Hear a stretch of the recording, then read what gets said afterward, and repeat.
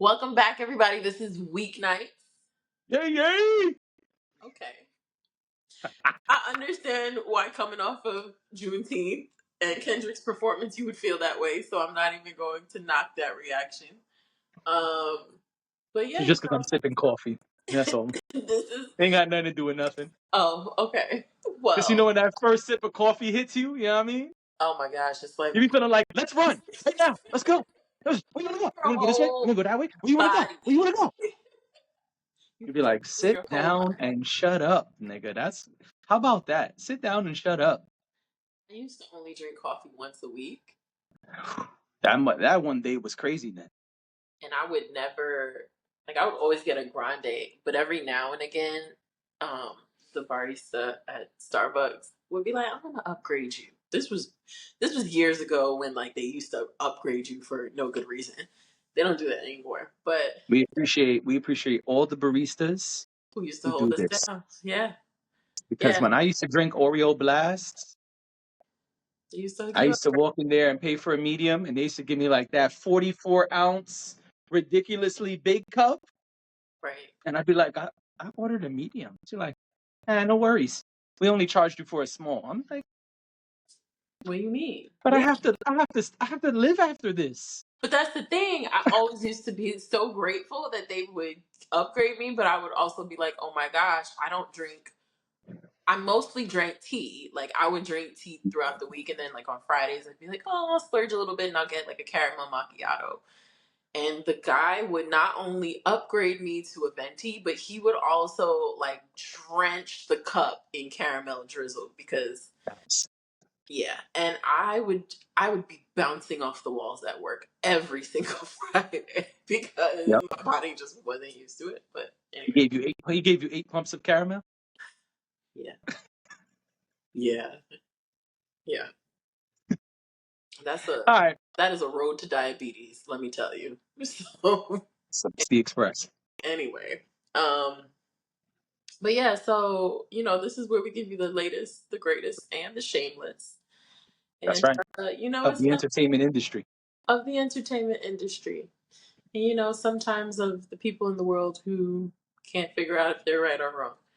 So, We'll get to it. yeah, so we're back, and I'm Dash, and this is my co-host. I'm JD, aka He Who Pods, aka Rearview Mirror. You know what I mean? Yeah, yeah, yeah. I'm also the king of R&B. Tell 'em. I just want y'all to know that I'm also the king of R&B. So I am here to talk about R&B today, just so you know. Um, but yeah, I just wanted to point out one thing before we really get into it. I just want to say that first of all, I take everything that Funk Flex says with a grain of salt. I know we talked about him last week. Just let me finish. It's not gonna be anything bad.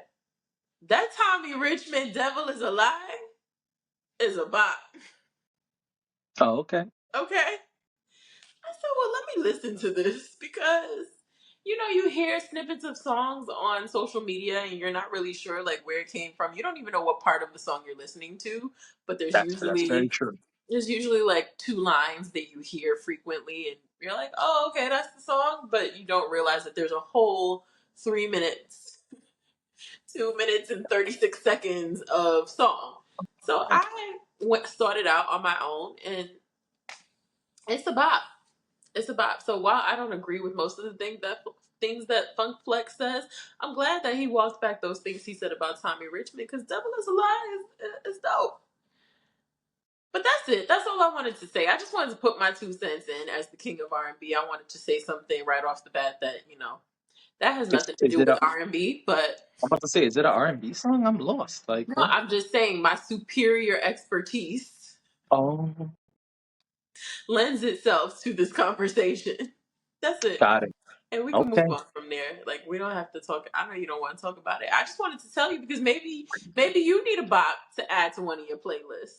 Okay, Always, always looking for a new slap. You know. right. And I actually agree. I think "Devil Is a Lie" is better than "$1 Million Baby." Maybe because I heard $2 Million Baby too many times. I don't know, but it's a bop. Check it out. Got it. All right. Let's get this pod started. 35 minutes later. That's an exaggeration, of course. You know, I that's was, what I do. I was just I about to exaggerate. say, You may be the king of the R&B, but I'm the this king of father time. exaggeration. Oh, Of what? Father time? That's what you call me? that's what. Right. If I was the king of father time, No, I things be thought a I lot was different. saying father time, not king of father time. Oh. So let's talk about Kehlani's album. Kehlani. Yeah, how do you say it? Um, I think it's Kehlani. But I've also heard people say Kehlani. I don't know why. Depends on what region and what ethnicity you are. All right. Well, Kehlani dropped a new album on Friday called Crash. It is 13 songs, 43 minutes and 3 seconds. Can't forget those 3 seconds. That moves.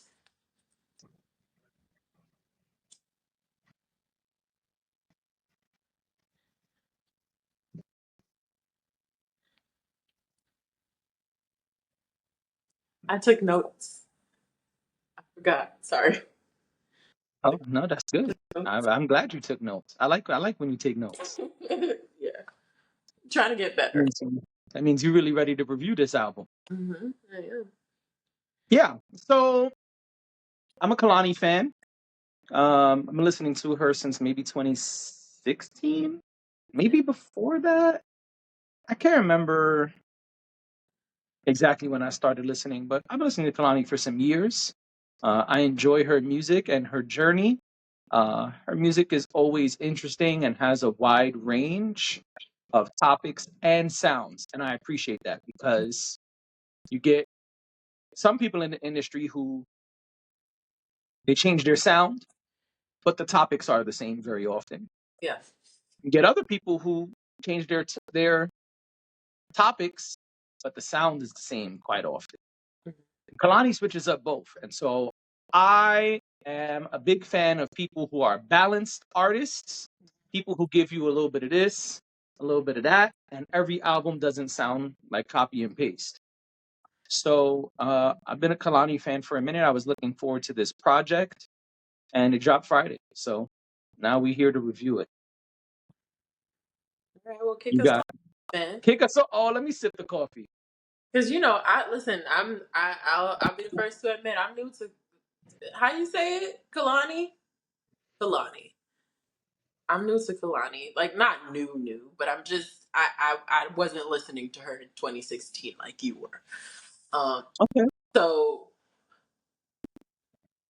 you know. I feel like you should kick it off, especially because you're gonna talk about that electric guitar at the beginning of that one song, and then all of the other string instruments and the pianos and things. So I'm gonna give you an opportunity to do that before I'll jump in the middle when you say something that sparks something up here. Okay. But please go for it. Well, for those who don't know, Kalani is a bisexual artist, bisexual woman, and that has informed some of her music, including this project. And I have to be very honest, I am not good with staying up to date on who is dating who, what people's sexual preferences are. I just listen to the music. That's And fair. It's not sometimes I really might any of hear our little, business. I'm sorry, what? I said that's fair because it's not really any of our business. It's not our business. And so I don't know most of the time, unless you're like a Kanye who's parading around a half naked woman all the time. Then, yeah, of course, I'm going to know that, right? But if you're not doing obscene things like that, then I probably don't know, right? Like, even when we spoke about Lenny Kravitz being celebrated recently, Yeah. I was shocked to find out that his daughter was engaged to what's Channing Tatum. thank you very much. See, can't even remember his name. I was gonna say Magic Mike. He is Uh, Mike, but he's also Magic Mike. And so I don't really know these things. Even right now, knowing that Kalani's dating a woman, I only knew that because I heard the album and was like, man, there's a lot of talk about women on this album. And she's been linked Perhaps to other famous Kehlani. women too. Huh? She's been linked to other famous women too, like women you would know. Yeah, I don't even know that. But I know everyone went crazy a couple years ago when her and Tiana Taylor did a song together because the video was very provocative. Mhm. And people thought maybe they were dating, but they were like, no, no, it's just for the video. It just gets the people going. Exactly. So even knowing, I say that to say, I wouldn't have known that for sure, or really even known probably at all, Mhm. had a hunch, any of that, if I didn't hear this album. And that's where my album review starts because that caught me off guard. I got to be honest. There's a lot of references about women and the desire for women and the relationships with women.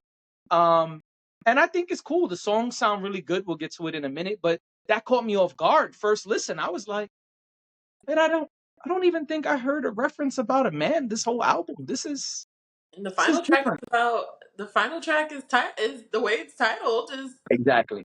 I mean, Exactly. it tells you everything you need to know.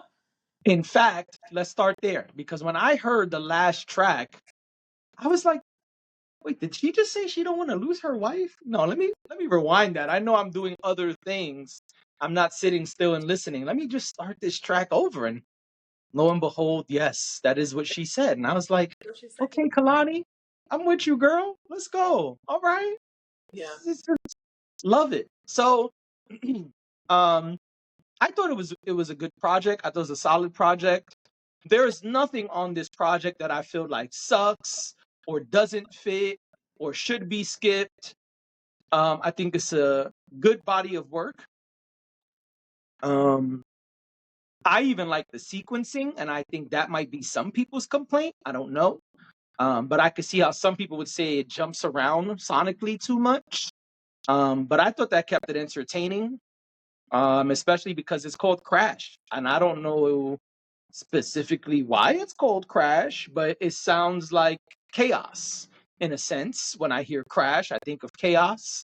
And I hear, that the sonically it's like a hype song, then a slow song, then a hype song, it kind of moves around where there are traditional albums that kind of start at one pace, jump to another, and as the album ends, it kind of winds down. Yeah. I like that it wasn't that traditional format. And I guess this is me getting into the strings, as you like to say, but I thought that was good. I thought her artistry shined a lot. I think that we get to see a wide range of sounds and topics on this album as well. We heard about the parties. We heard about, the heartbreak. We heard about, don't let me catch you cheating again. We heard about I don't want to lose my wife. And we even heard someone rap in Spanish. I mean, listen, I don't know what else you want. You got to hear Jill Scott talk a little bit. I mean, listen, this album gave us lots of things, and I appreciate all of the things. I don't really have many complaints. I don't really have any complaints. Like I said, the thing that caught me the most off guard was, like I said in the beginning, the stuff about all the women or all the women related references, I guess is the better way to say it. But I don't have any issue with that at all. It kind of made it more relatable to me as a guy because perhaps I feel some of those ways about women too. So I appreciated that. And I also want to say, like, I know I'm kind of harping on the woman thing, but a lot of it is universal. And there's even some songs where she doesn't say man or woman. She Mhm. says like you, we, Yeah. and so I think that that was really smart, a really smart way to keep it relatable. Yeah. And I will say one thing that I notice is a little nerdy, musical nerd kind of thing. But when I heard the album, I was kind of shocked about the women references. So I did look up whether she was dating a woman or not, and that was true. But I also know Kehlani writes a lot of her own music. So I went to the credits and investigated. Did Kehlani write all of these songs, or this other thing that I started having a hunch for when I listened the second time? And I'm gonna tell you why I got this hunch. I was gonna say, what was that? That was a loud bang. Hopefully it gets edited out in the edits, but if not, So So somebody's moving furniture or something up there. It's been sounding like that every day for the past week. Yeah. So when I started listening the second time, I had a little bit of a hunch Okay. because one song kind of sounded like Victoria Monet. And I was like, oh, I wonder did Victoria Monet write with her on this record or what? And the second listen, I started listening to it with closer ears. Like, in other words, less doing things and moving around and more kind of sitting and focusing in on the music. And I said to myself, I don't know if Kehlani wrote all of these songs. I have to go look. And so my hunch was correct. Kehlani had a lot of help writing this project from men. And I think that was smart. I have to be honest, because if you're going to write all these songs about women and you don't normally write about songs about women, you might want to tap some dudes for help. So I think it was a smart move. Also, on her last album, one of Kehlani's bigger records was called I Hate the Club. And a lot of this music is kind of club friendly. So perhaps that's another reason why she tapped in some male writers. I don't look at it as a knock. She's not an MC.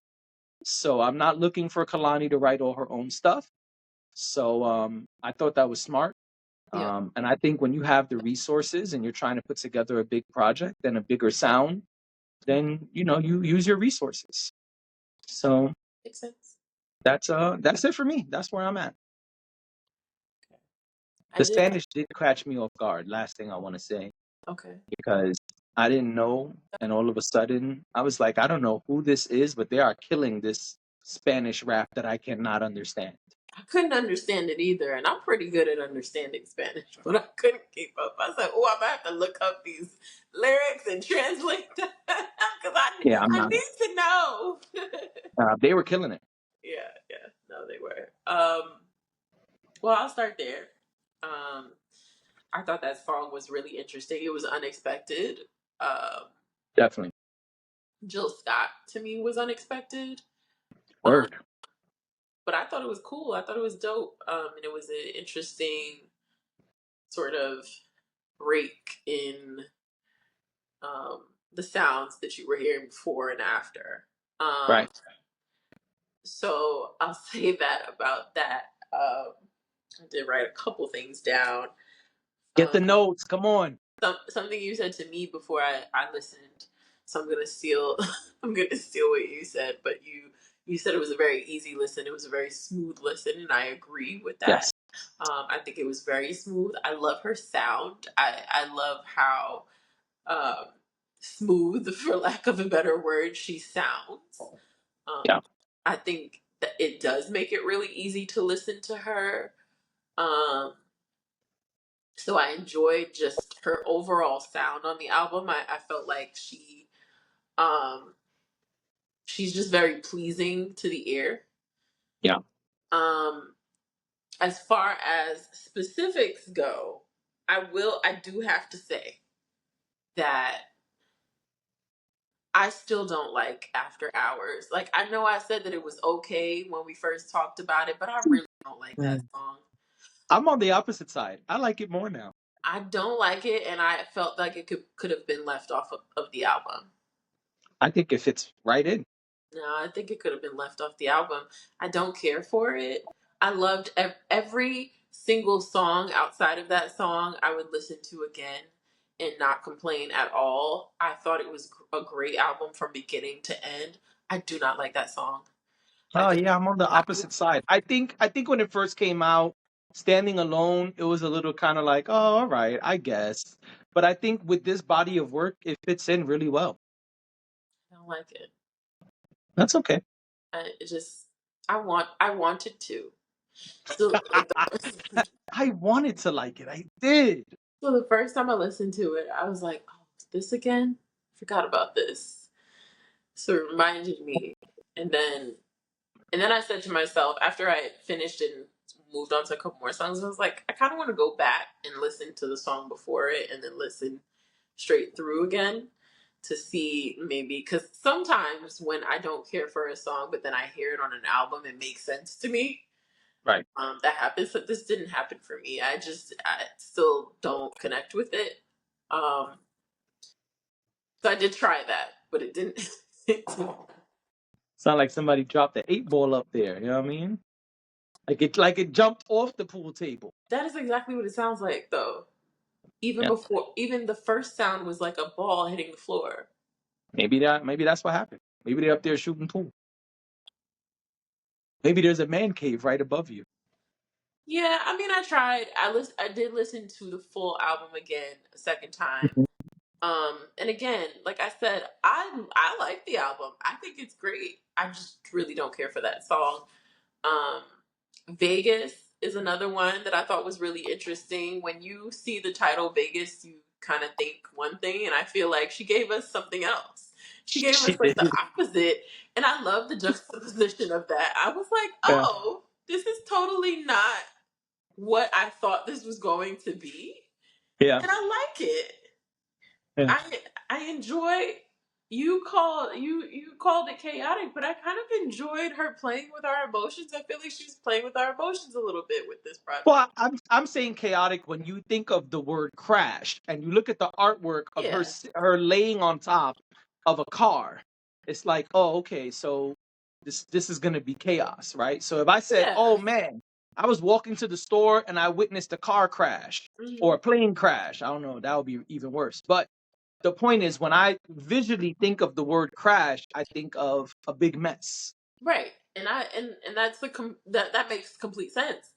Um, but I think in adding to that, I think that she kind of played with us a little bit. At least if you're someone who looks at the track list, pays attention to what you're gonna listen to before you Right. listen to it, how many songs are there, what are the titles of the songs. I'm someone who does that. So for me, I was like, oh, I wonder what Vegas is gonna be. Um, and she Got kind it. of like says, there's like the famous tagline. She uses that, but I Yeah. still felt like it wasn't what I thought it was gonna be, but in a great way. Yeah, Um, I agree. I didn't think it was, I wasn't disappointed at all. I was just like, oh, this is interesting. I like that she kind of like, went aha with it, like, or like this is not the only way that you can speak about this. Right. Um, I appreciate that. It's funny that you mentioned Vegas because I was like, man, I really wonder what Dash thinks about Vegas and 8. But I was gonna wait till your review was over to ask you. Okay, so 8 is one that I cannot remember right now. But I was gonna point out that I think Chapel is a really beautiful song. Okay. I enjoyed Chapel also. Um, I just thought it was a pretty song. Gotcha. But yeah, I don't. I gotta be honest. I do not remember what what 8 was. Trying to see if the lyrics are here. Oh, she don't have the lyrics. I was gonna read you the lyrics. I like this song. I think she sounds great. I think she sounds great. And sometimes it is a beat that will just kind of, I don't know. I feel like I'm talking in cliches, but kind of electrifies an artist's voice. It kind of just I think that's true. charges them a little bit in a way that other beats do not. And that's one of them. I feel like she just sounds great over that beat. Yeah, and that's a fun song. I mean, it's an upbeat, poppy kind of song, and I like it. Yeah. Again, I don't have any, like you said, I don't have a whole lot to say that's negative about the album. My only qualm is After Hours. That was all that was in the notes. Yeah, I had notes about Chapel. I had notes about Vegas. I wrote down the features. We talked about the features. I wrote still don't like After Hours. That's fun. Very easily listen. Yeah, I said all the things that, Okay. After Hours seems out of place. Got it. So yeah, All right.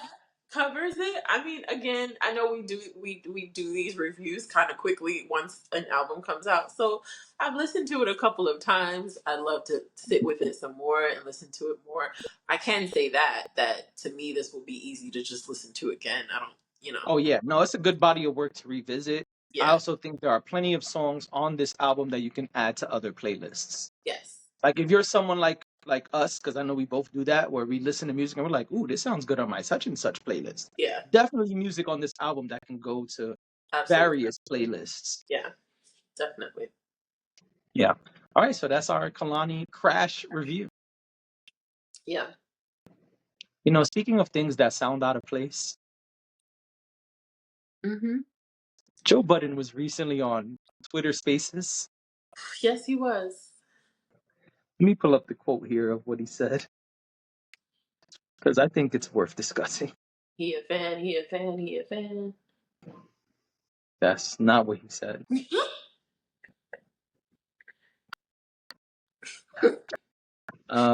Hey, Oh, hey, hey, run for your life. that's that one. That one fits.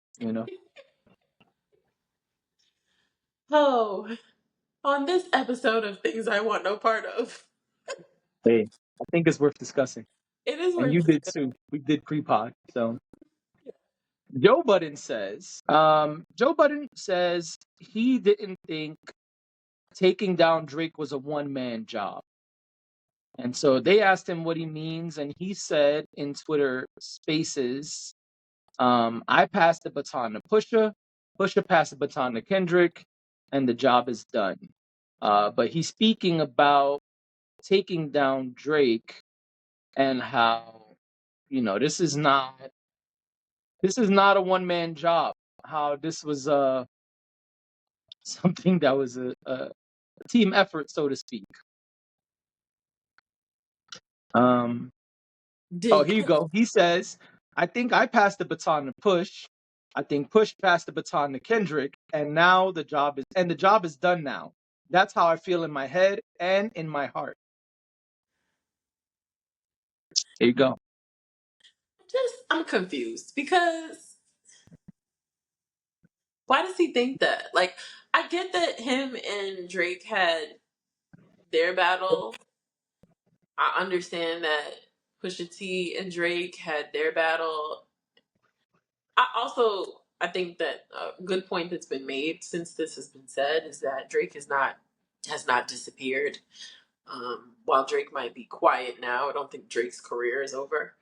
But I guess I'm a little confused as to why, like, pass the baton. What do you mean? Because, like, were they all on the same label, or was it like they were, like, were they connected in some way, or I'm a little confused because I feel like these were three isolated incidences. And it just so happened that the person who really pushed it over the edge, partly because of the fact that the people are egging it on, not just the public, but people that are in the music industry egg this on and and propped Kendrick up. Not to say he didn't deserve it, but propped him up. I think that a lot of people were pushing for Kendrick to win this. I don't think that it was just that people were like, "Oh, let me sit back and see what happens." I think a lot of people were anti-Drake. Or do you disagree with that? So many I was people were trying to fight Drake at the same time. I feel like a lot of people were anti-Drake. So and I'm not saying that to diminish anything that Kendrick did. I want to be clear, but a lot of people seem to dislike Drake. A lot of people were anti-Drake during the battle. Of course, if all of your faves hate this one person, what do stands do? yeah, So I I don't know. that So I think that the collective, everybody, eventually, or all at the same time, for one reason or another, even people who maybe like Drake a lot were very pro Kendrick slash take down Drake. So I don't know where this notion, like, how did Joe Budden get involved? I just feel like everybody wants to be able to say that they had something to do with it, which is why all of those people got involved with creating raps against Drake and whatnot. I feel like people just want to say, you ever have one of those friends who, like, they, I don't know, take a picture of you and you post it on the internet and they're like, ooh, let everybody know I took that picture. It's kind of like everybody want to have a hand in it so they could say that they were a part of it. It's weird. I don't agree that people were propping up Kendrick. I do agree that a lot of people still have, problems with Drake and wanted to bring him down a few notches. That I agree with. I think that hip hop collectively crowned Kendrick the winner. I don't think it was a podcaster. I don't think it was an analyst. I don't think it was a record label. I don't think it was a rapper. I think that hip hop as a whole, or maybe not as a whole, but I think hip hop crowned Kendrick the winner.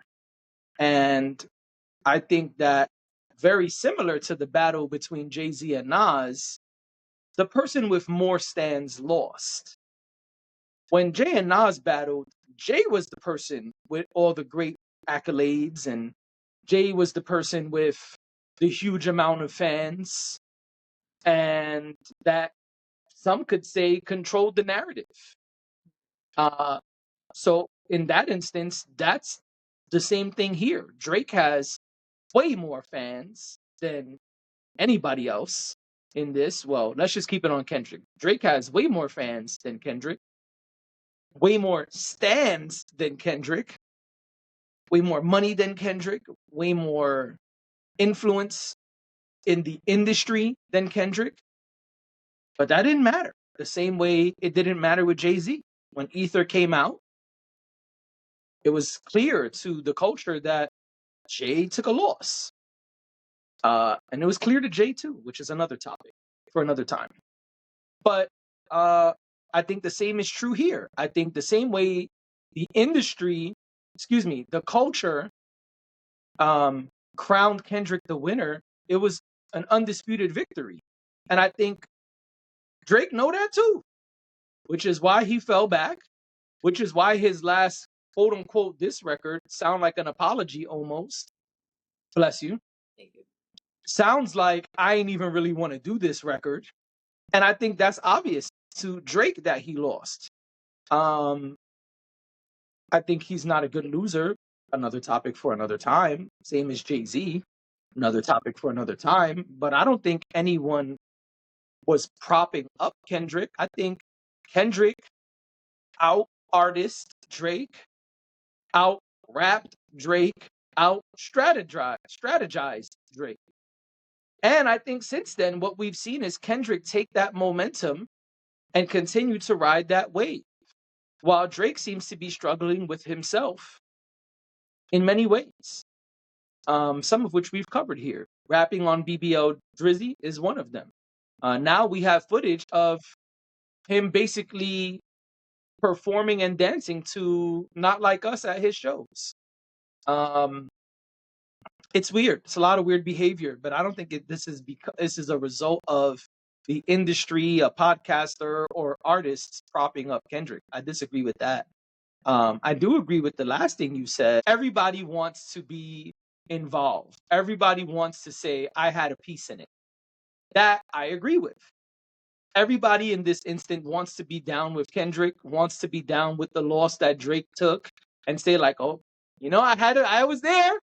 I did this. I did that. And I think that is true. And I think that includes Joe Budden in this instance.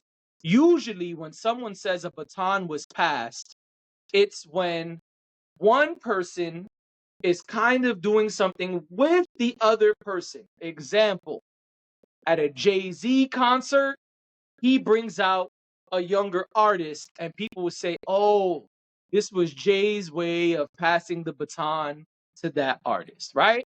Another example we've seen of that, a real life example we've seen of that, is when Drake was on the rise and Lil Wayne signed him, did records with him, had him on his tours, etc.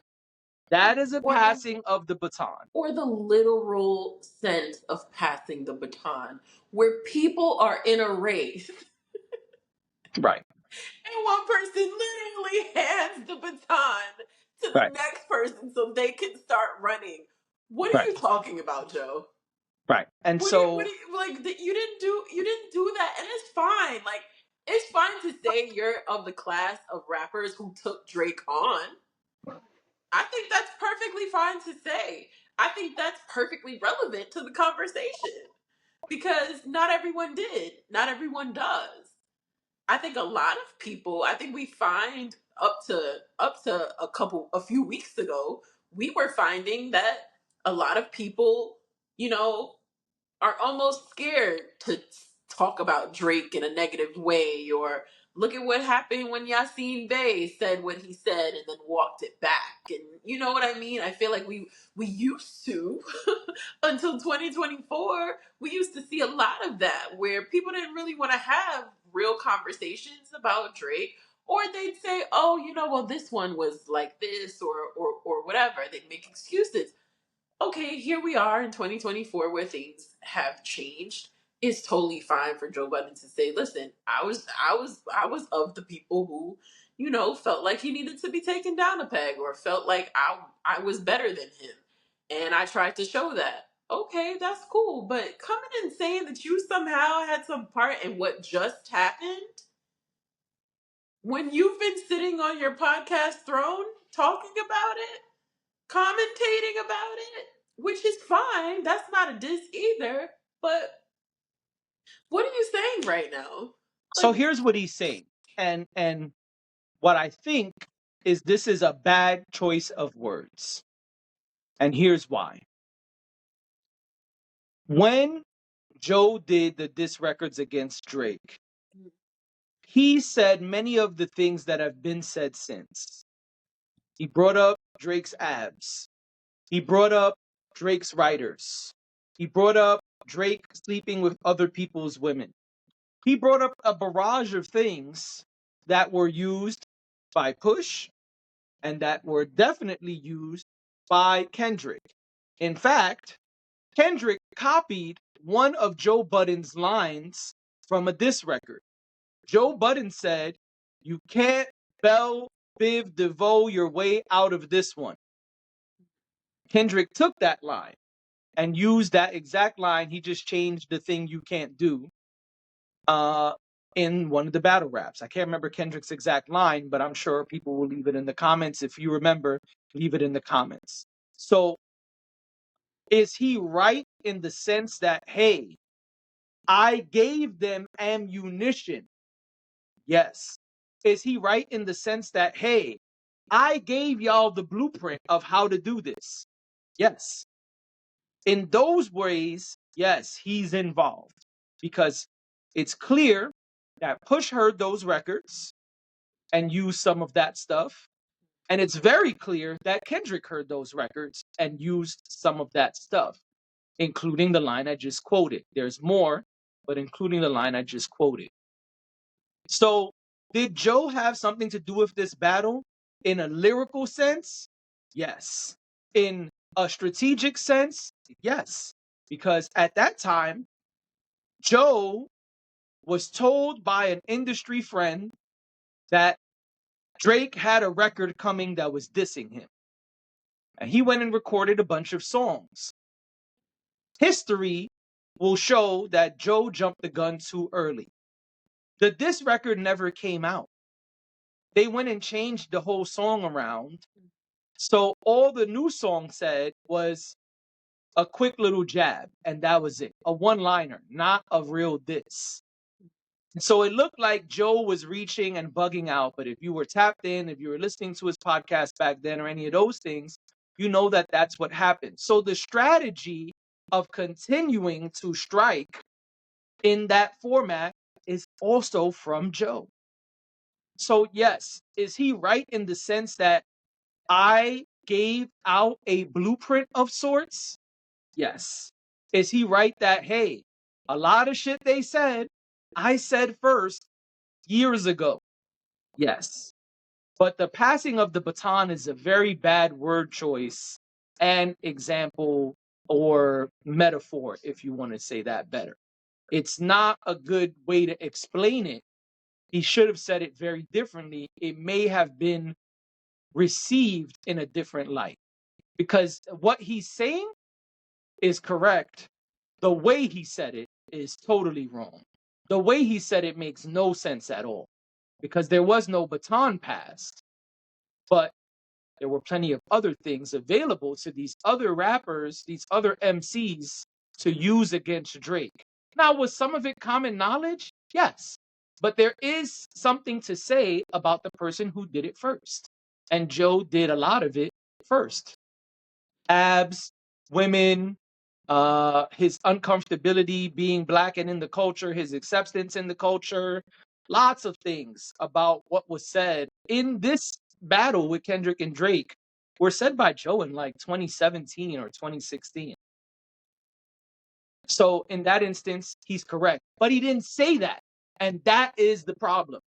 Had he said those things, which he said them on his podcast, and it made sense the way he said it on his podcast. But when he got into Twitter Spaces, he did not say it that way. And that's what is the mistake, in my opinion. Because saying that you passed the baton, no, that's not how it worked. No, it doesn't make any sense. And I also was with him when he said that he feels like the industry is trying to, squash Drake like a bug. I don't think those are words he used, but I Mhm. was with him when he said that. That to me makes sense. There Yeah. were X amount of people who dissed Drake in some way, shape, or form. People who are very prominent and very